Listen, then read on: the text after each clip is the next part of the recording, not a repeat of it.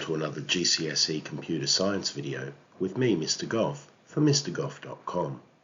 This video, we'll look at embedded systems. An embedded system is a basic computer system that is inside a device that allows that device to function. For example, an alarm clock or a microwave.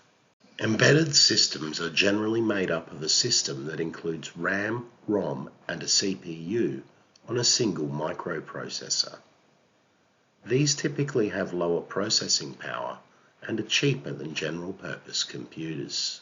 The software in an embedded system is rarely changed if it ever is, and so it is referred to as firmware. You might find that certain devices that connect to the internet, such as televisions and your router, might occasionally get a firmware update. However, devices that don't connect online are unlikely to ever have their firmware updated.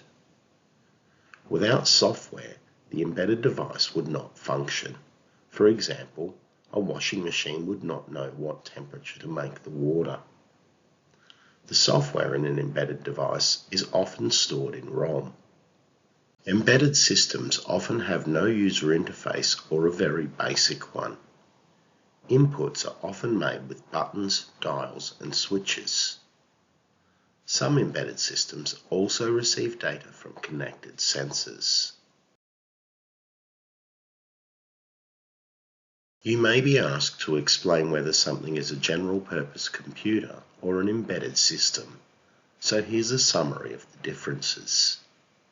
In terms of functions, an embedded system will have a limited number of functions, but a general-purpose computer can perform a large number of functions because you can download different software to do different things. In terms of power, an embedded system is likely to need little power and can often run on batteries, whereas a general-purpose computer has higher power requirements. An embedded system generally has basic processing needs and so uses a basic processor, whereas general-purpose computers, different programs will have different levels of processing needs, leading to more complex processors. In terms of software, embedded system software is pre-installed in the device and rarely updated if ever. But general-purpose computers can have different programs installed to allow it to do different things. All of these things mean that embedded systems are generally very cheap in comparison to general-purpose computers. That brings us to the end of this video on embedded systems. Join me again soon when I'll be taking a look at primary storage. Use the resources at MrGoff.com to help you revise computer science.